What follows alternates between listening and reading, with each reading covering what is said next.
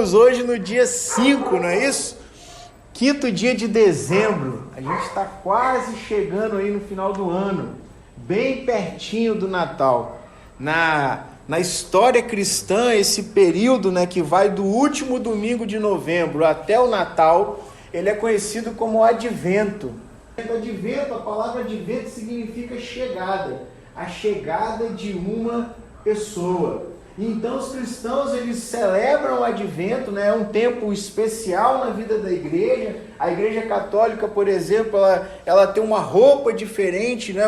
O celebrante, o padre, usa uma roupa diferente para o período do Advento, que traz todo esse simbolismo, toda essa expectativa pela chegada dessa pessoa, a chegada de Deus até nós, né? É quando o céu toca a terra, é quando o eterno entra na história daquilo que não é eterno, é quando Deus vem ao mundo através da pessoa de Jesus Cristo, Deus Filho, para redimir as nossas vidas, para restaurar o nosso relacionamento com o Pai. E cada um de nós, de uma maneira especial, quando chega nessa época, a gente também começa a esperar algo, não começa a esperar algo? Cada um de nós está esperando algo. Por quê? Porque o final de ano está chegando, o Natal está chegando. É um momento especial, é um momento diferente, é o tempo do Advento. Uma pessoa vai chegar, e não é só Alice, que a Alice vai chegar em fevereiro, né? Aquariana Alice, como eu. Mas é a chegada de Jesus Cristo, irmãos. E é interessante esse texto, porque esse texto fala de Simeão. Ele fala de alguém, de um homem justo e piedoso, um crente fiel, que ele também esperava a chegada de Cristo. Aí você pode falar assim, mas pastor, a gente é diferente de Simeão. Não, a gente também espera a chegada de Cristo. Cristo veio, Cristo cumpriu a sua missão aqui na terra, viveu, morreu, ressuscitou por nós, e agora ele disse, olha, eu vou voltar. A gente vive então nessa espera, a gente vive nesse tempo aí, entre a primeira vinda e a segunda vinda de Jesus, e quando chega o Natal, eu e você temos que parar um pouco para refletir sobre o que significa para nós realmente o dia 25, porque a gente é muito distraído, irmãos. A gente se distrai com o fechamento do ano, né? Tem que fechar o ano lá, fechar o mês, né, Nilton? Tem que fechar lá os negócios, tem que bater a meta. Rapaz, chegando no final do ano, janeiro é péssimo, né? Janeiro ninguém compra nem produto de limpeza, deixa a loja suja, né? Vamos ver o que vai acontecer depois do carnaval. Tem que bater a meta. E a gente pode perder a expectativa dessa chegada. Então, como que a gente vive a espera do Natal? Eu queria ver isso com você através da vida de Simeão. É o único momento na Escritura, nos Evangelhos, onde o nome de Simeão ele é mencionado. Você vai ver Simeão como um dos filhos de Jacó, o segundo filho de Jacó com Lia. Você vai ver Simeão, aqui é a mesma raiz, né, de Simão, que é o nome de Pedro, lembra? Que é o nome de Pedro, o nome judeu de Pedro, né, não o nome grego. Simão, mas aqui o nome Simeão é só nesse momento que você vai ver. Parece que ele de alguma maneira, Lucas insere ele na história de Cristo para mostrar algo para mim e para você, para que a gente possa ver alguma coisa através da vida de Simeão. Então, enquanto eu e você esperamos, enquanto eu e você vivemos o Advento, como que nós vivemos esse momento? Simeão vai nos ensinar algumas coisas. A primeira delas é que eu e você devemos viver de maneira devota. Eu e você devemos esperar esse momento com devoção. Devemos esperar a chegada de Cristo com devoção. Olha o que diz o verso 25. Naquela época, vivia em Jerusalém um homem chamado Simeão. Ele era justo e devoto, esperava ansiosamente pela restauração de Israel. O Espírito Santo estava sobre ele e lhe havia revelado que ele não morreria enquanto não visse o Cristo enviado pelo Senhor. Nesse dia, o Espírito conduziu ao templo. O texto fala 3 coisas sobre Simeão aqui com relação à devoção dele. Simeão era um homem justo. Justiça aqui estava ligada ao cumprimento da lei, a ser justo diante de Deus, cumprir a lei de Moisés diante de Deus. Então, Lucas reconhece Simeão como um homem que ele era moralmente e legalmente, de acordo com a lei que eles tinham, a lei de Moisés, ele era um homem correto. Não havia nada na vida de Simeão que o desabonasse, não havia nada duvidoso na vida dele, não havia nada ilegal, não havia nada esquisito, não havia nada estranho. Mas o mesmo texto fala que Simeão era justo e devoto. A devoção não diz respeito à lei dos homens, a devoção diz respeito ao nosso relacionamento com Deus. Simeão era um homem que tinha um relacionamento íntimo, sério com Deus. É interessante quando a gente fala de devoção, de relacionamento com Deus, e aí você começa a se lembrar que isso está ligado à palavra de Deus, à leitura da Escritura, isso está ligado à oração, isso está ligado ao que a Johanna falou, o descanso, isso está ligado ao silêncio, isso está ligado ao jejum, né? A gente lembra de tudo isso, mas às vezes a gente se esquece do que Paulo diz a Timóteo. Timóteo, exercita-te na devoção. A devoção, então, ela não é um sentimento, ela não é um querer, ela não é uma vontade, ela é um exercício. Eu posso achar muito legal as pessoas lerem a Bíblia. Cara, como eu queria ler a Bíblia, mas se eu ficar só querendo, eu não leio. Como eu queria orar mais, mas se eu ficar só querendo, eu não oro. Bill Hybels, quando ele escreve o seu livro Ocupado Demais para Deixar de Orar, ele fala o seguinte, que ele leu todos os livros sobre oração que ele tinha. Ele leu os clássicos, livros do século passado, ele leu os atuais, livros desse século, ele leu o que os grandes pregadores falavam sobre oração, o que os grandes teólogos falavam sobre oração. Mas a vida dele de oração só começou a mudar quando ele fechou os livros e começou a orar. Simeão era esse homem que ele era reto aos olhos dos homens, mas ele também era íntimo de Deus. E o texto vai dizer para nós que o Espírito de Deus guiava Simeão. Ele era justo, ele era devoto e ele era um homem guiado pelo Espírito. É o Espírito que leva Simeão ao templo, no dia certo, no momento certo, na hora exata em que Cristo foi ser apresentado ao 8º dia de nascimento aos sacerdotes. Simeão, enquanto esperava a chegada de Cristo, esperou sendo justo, sendo um homem devoto. Justo diante dos homens, justo diante de Deus, um homem em quem o Espírito de Deus habitava e a quem o Espírito de Deus conduzia. Como que eu e você vivemos esse momento, então? A gente tem que avaliar como anda a nossa devoção, como anda nosso relacionamento com Deus, como anda esse exercício tão importante para nós. Porque se a gente fala que o nosso primeiro amor é o amor a Deus, lembra? Jesus vai dizer assim, rapaz, a primeira coisa que você tem que buscar é a Deus. E as outras coisas vão se encaixar. Se é a primeira coisa, se o primeiro mandamento é amar a Deus, então como anda essa busca na minha vida e na sua vida? Agora, pastor, parei, estou desanimado, tudo bem. Lembra do que Paulo disse novamente, a devoção é um exercício. Mas qual é a vantagem disso, cara? De ser um exercício? Você pode voltar. Você pode começar de novo. E sabe o que é bom? O seu corpo lembra. O seu corpo lembra. Ele lembra que você se exercitou. Então o seu coração também lembra. Quando você pratica o exercício da devoção, o seu coração também lembra. Ele fala assim, poxa, cara, tinha esquecido como é que era prazeroso estar diante de Deus. Ele te lembra que é bom. Ele te lembra que é gostoso. Até que realmente seja, né, o exercício é interessante. A gente começa a fazer por necessidade.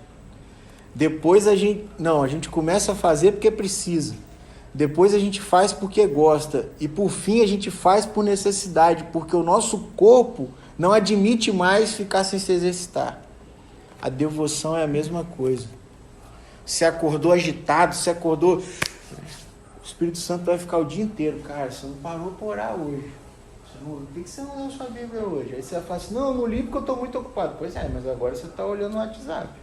Está vendo um videozinho lá do cara do Room, que joga o cabritinho e sai Room.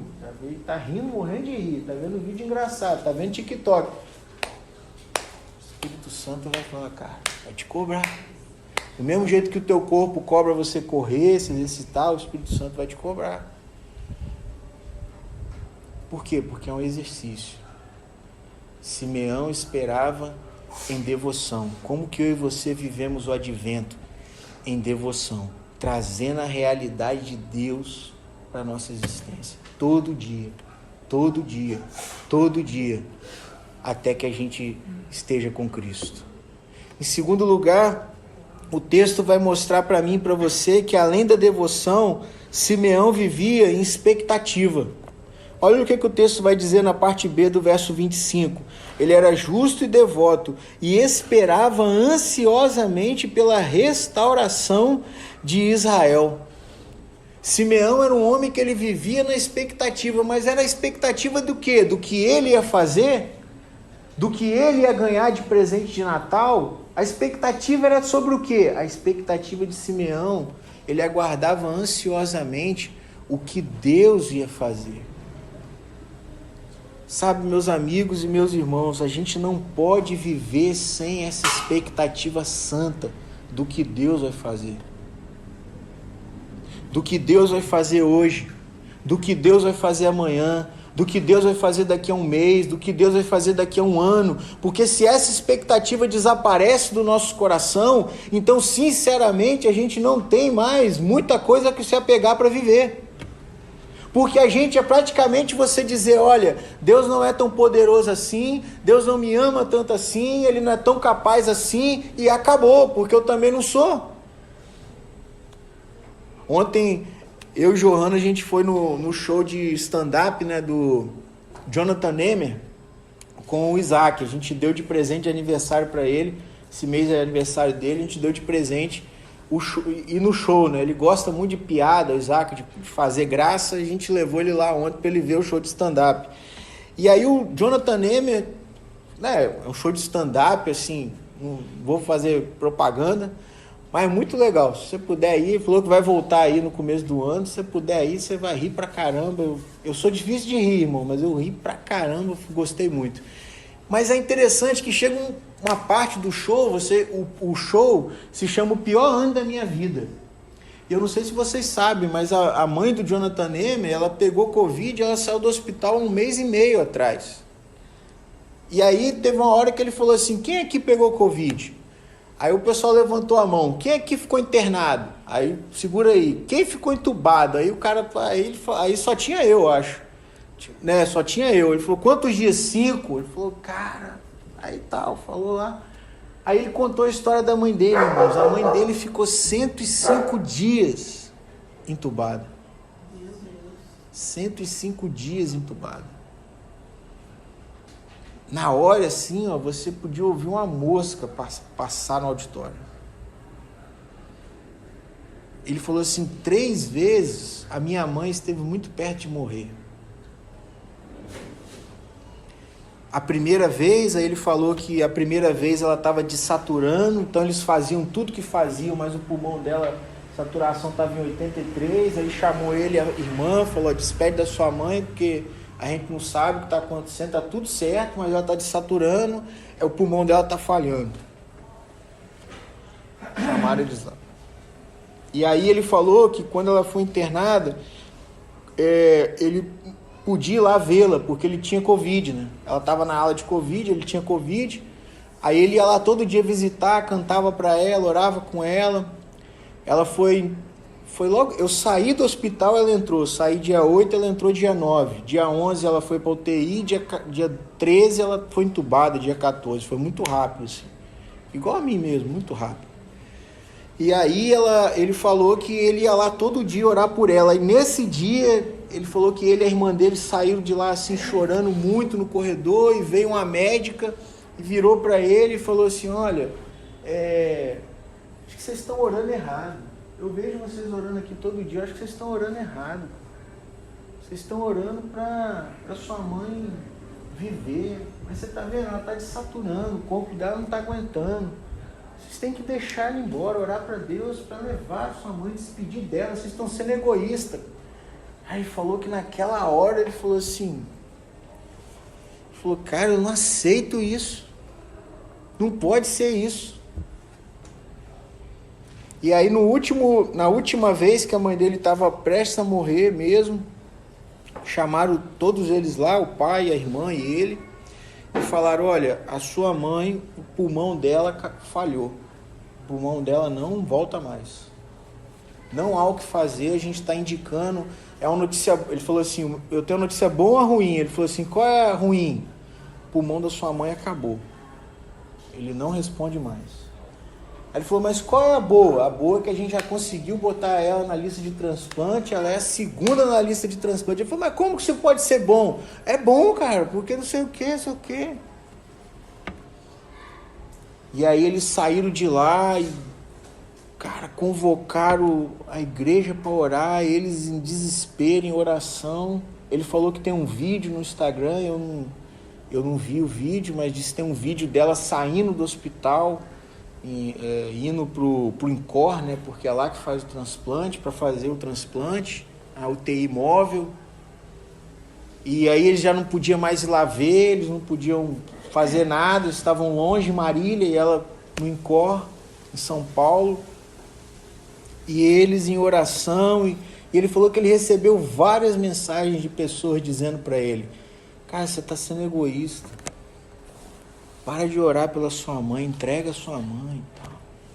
Deixa sua mãe embora. Como se eu, ou você, ou ele tivéssemos esse poder de segurar na nossa mão alguém que Deus quer levar. Olha, né? Não sei nem qual é a pior teologia aí. Mas ele falou, cara, eu não aceito esse negócio. E ele continuou orando, e todo mundo continuou orando, encurtando uma grande história. 5 dias depois ligaram para ele e falaram, ó, sua mãe está saindo, a sua mãe está sendo estubada, está saindo do tubo. 3 dias depois, ó, pode vir aqui que a sua mãe está indo pro quarto. 2 dias depois ela foi para casa, sem respirador, sem nada, e ele falou assim, e com o pulmão dela, ela não precisou fazer o transplante de pulmão. Sabe, irmãos, muitas vezes quando nós olhamos ao nosso redor, o que a gente vê não nos dá expectativa nenhuma. Se você olhar para a história de Israel, olha o que Lucas vai dizer naquela época. Nessa época, César Augusto era o imperador de Roma. Roma dominava Israel. Israel era parte do Império Romano. Mas o pior não é isso, o pior é que César Augusto era um imperador legalzinho, ele não interferia muito na vida do judeu, mas o pior disso era que a vida judaica, a vida do povo judeu, ela estava acabada. A religião estava totalmente corrompida. Lembra que Jesus, quando ele vai começar o ministério dele, ele vai no templo e ele fala, olha, vocês transformaram a casa do meu pai num covil de salteadores. Por quê? Eles transformaram o templo num lugar de negociação, de extorsão, de malandragem. Eles eram dominados, Israel já não era mais a luz das nações, mas era parte de um outro império. E a gente fala assim, não, mas isso é muito diferente de nós. Será? Será que é? Olha para a religiosidade ao seu redor. Você acha que não é dominado por um império? Olha a língua aí por trás do seu tênis, do seu sapato. Olha embaixo do seu relógio. Olha atrás do seu celular. Aí você vai ver se você não é dominado por algum império. A gente vive uma vida, parece que a nossa vida é muito diferente, mas tirando a tecnologia, tirando a evolução das leis e blá blá blá, é muito parecido. Simeão olhava ao seu redor e o que Simeão via? Corrupção, mentira, violência, roubalheira. Mas a expectativa de Simeão estava onde?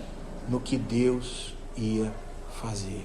Deus ainda vai restaurar Israel. Por isso eu vou no templo todo dia. Por isso eu continuo sendo justo. Por isso eu me exercito na devoção. Deus vai fazer algo. Deus vai restaurar Israel. E é interessante que tem um autor que ele fala que tudo que Maria canta no cântico dela, lembra? Maria tem o Magnificat de Maria, o cântico de Maria. Tudo que Zacarias canta no Benedictus, que é o cântico dele, se cumpre em Simeão. Aquele que vinha restaurar Israel, Simeão pega nos braços. Simeão viu todas as suas expectativas serem cumpridas. E é por isso que a gente tem que viver com expectativa naquilo que Deus vai fazer. Não naquilo que eu vou fazer. Lembra de Davi? Davi era um adolescente pequeno, feinho. A gente às vezes não pega esse negócio, né? Mas quando você olha a história de Israel, por que Davi não estava ali, cara? Por que Jessé não apresentou Davi? Porque Davi era ruivo, era fora do padrão. Né? Cara, você acha que Elias vai escolher o cara, o feinho da família? O cara esquisito, o cara que é ruivo? Não vai, esqueceu. Mas Davi, quando vai enfrentar Golias, ele fala, não, eu não vou na minha força. Eu não vou no meu poder. Eu vou na força do Senhor e o nome do Senhor dos Exércitos. Amém. Mas pastor, não, Davi sabia o que ele ia fazer. Por isso ele pegou as pedras. Eu vou rodar a funda e eu vou jogar a pedra. Agora, cara, um adolescente encravar... Você consegue entender isso? Um adolescente encravar uma pedra na testa de um gigante de 3 metros de altura. Isso é de Deus, irmãos. Pode ser do homem. A minha expectativa tem que ser... Pode deixar aí, cara. Tem que ser naquilo que Deus vai fazer.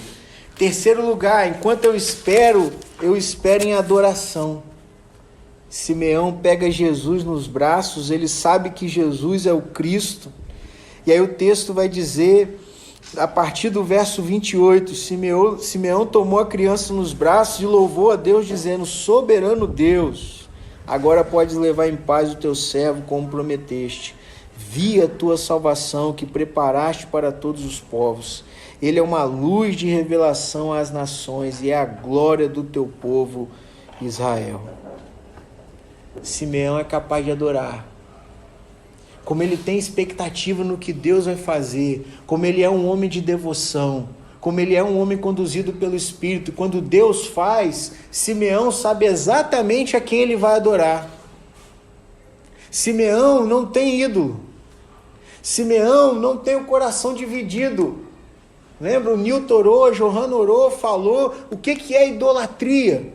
Idolatria é quando eu e você temos um coração dividido entre quem nós devemos adorar, que é Deus, e entre quem nós gostamos de adorar. Que aí pode ser qualquer outra coisa, pode ser você mesmo, a sua beleza, a sua força, a sua inteligência. Você pode se olhar no espelho, como diz o pastor Hernandes. Tem gente que se olha no espelho e canta grandioso és tu diante do espelho. Você pode adorar o que você adquiriu. Você vai ter o coração dividido. Isso é idolatria, um coração dividido. Eu sei quem eu devo adorar, mas eu adoro o que eu gosto de adorar. Eu fico pulindo aquele negócio, eu fico lustrando aquele negócio. E quando chega a hora de... O que eu escolho? Deus ou esse... Ah, Deus, o Senhor é maravilhoso, o Senhor é soberano. Mas eu... Simeão não. Segurou Cristo nos braços e adorou a Deus, sabendo que vinha de Deus a salvação e a restauração de Israel. Soberano Deus, agora o Senhor pode me levar em paz. É interessante isso, porque quando nós sabemos e adoramos a pessoa certa, o nosso coração se enche não apenas de adoração, mas o nosso coração se enche também de contentamento. Contentamento, irmãos. E como está faltando contentamento hoje às pessoas? A maioria das pessoas vivem por um pouquinho mais. Eu e Paulinho, um pouquinho mais de comida. Outro, um pouquinho mais de dinheiro. Outro, um pouquinho mais de uma família melhor. Outro, um pouquinho mais. A nossa expectativa nunca está em Deus. E a gente tem uma expectativa errada nas outras coisas. Projetamos sonhos em quem não é capaz, em sonhos que não são capazes de nos trazer a verdadeira felicidade. E quando esses sonhos não acontecem, a nossa frustração é gigante, porque a gente é incapaz de ter contentamento. Simeão é um cara que tem contentamento. Ele vai dizer, olha, agora o Senhor pode me levar em paz, o teu servo, como o Senhor prometeu. O medo da morte, o medo do fim, não tem mais no coração de Simeão. Simeão é um cara idoso, ele sabe que vai morrer a qualquer momento, mas ao mesmo tempo ele sabe que Deus cumpriu a promessa, você não morre enquanto você não vê o Messias, o Cristo. E Simeão fala, agora eu posso morrer, Deus. E às vezes a gente fala isso, mas a gente não tem a real noção do que é isso. Eu tinha 18 anos de idade e um irmão, ele até faleceu mês passado, um grande amigo do bairro nosso, ele é da igreja batista, ele era. E ele falou, Léo, vai ter um culto de jovens na igreja e eu queria que você pregasse. E eu tinha pregado uma vez na minha igreja, no domingo à noite. Eu falei, rapaz, você tem certeza? Tenho. Então tá, então eu vou. E eu não tinha muita noção, né? O cara chamou, pá, vou, pá, cheguei lá. Tava tudo apagado, eu cheguei cedo, né? Não tinha chegado muita gente, eu com a Bíblia na mão e tal, as luzes meio apagadas assim, pum, aí começou o culto, né? Tá cantando e tal, rapaz, quando ele me passou a palavra que eu virei assim, cara, tinha aquele mundaréu de jovens assim na igreja. E aquilo eu tremia tanto assim, porque eu não conseguia ler a Bíblia, assim, eu parava assim, minha mão, era uma Bíblia pequena que eu tinha, eu tive que parar assim, segurar, e eu preguei, lembro até hoje, preguei sobre o filho pródigo. Preguei, acabou o culto, a gente foi embora, né? Presbiteriano é ruim de apelo, eu não fiz o apelo, o irmãozinho lá que fez. Fui embora. E esse amigo meu, uns 2 meses depois, ele falou, Léo, rapaz, eu estou tentando te achar e não consigo te achar. Eu falei, o que houve, cara? Não, rapaz, eu tenho que te contar um negócio, aquele dia que você pregou na igreja, cara, uma moça se converteu. Ela veio procurar a gente depois, ela mora lá em Coqueiral de Itaparica, e ela vai na igreja, cara, em todos os trabalhos, e aquela moça está lá até hoje. E eu lembro que na hora que ele me falou isso, eu falei, Senhor, agora o Senhor pode despedir o seu servo em paz, porque eu já dei fruto, já está bom. Só que quando abriu a porta do elevador, irmãos, lá no evangélico, eu naquela maca, com tubo de oxigênio no meio da perna, quando chegou a hora de ir, cara, meu cérebro apagou de tanto medo, ainda não estava contente. Eu ainda achava que eu tinha que viver mais, e aí eu entrei em pânico, e meu cérebro cortou a fase. Mas Simeão não. Senhor, pode despedir em paz, porque Simeão não era idólatra. Não tinha nada nesse mundo que Simeão amasse mais do que o próprio Deus. Mas em último lugar, Enquanto esperamos, nós vivemos em devoção, nós vivemos em expectativa, nós vivemos em adoração e nós vivemos em testemunho. A partir do verso 33, Simeão vai começar a testemunhar o que ele mesmo está vivendo. Ele diz assim, o texto diz assim: os pais de Jesus ficaram admirados com o que se dizia a respeito dele. Então Simeão os abençoou e disse a Maria, mãe do bebê: este menino está destinado a provocar a queda de muitos em Israel, mas também a ascensão de tantos outros. Foi enviado como sinal de Deus, mas muitos resistirão a ele. Como resultado, serão revelados os pensamentos mais profundos de muitos corações, e você sentirá como se uma espada lhe atravessasse a alma. Simeão começa a dizer, a testemunhar então de Jesus às pessoas, aos próprios pais de Jesus. Ele começa a dizer quem Jesus era, o que Jesus ia fazer. Ele profetiza sobre a vida de Maria. O que ele profetiza não é bom. Ele vai dizer, uma espada vai atravessar a sua alma. Ela está falando sobre o sofrimento. Ele está falando sobre o sofrimento que Cristo haveria de passar e que Maria ia presenciar. E o termo para espada aqui é o mesmo termo para espada usado para descrever a espada de Golias. Lembra, a gente falou de Davi, para descrever a espada de Golias. Uma espada grande, uma espada que atravessa e estraçalha tudo. Mas Simeão está dando testemunho de quem era aquele bebê. Esse é o menino que está destinado a provocar a queda de muitos em Israel, mas a ascensão de tantos outros. Foi enviado como sinal de Deus, mas muitos resistirão a ele. É interessante, irmãos, que o que Simeão fala aqui acontece todos os dias, quando o evangelho é pregado. Todos os dias. Por causa do pecado, por causa da idolatria, muitos resistem a Cristo. Outros são recebidos por ele. Quanta confusão é causada por causa do evangelho.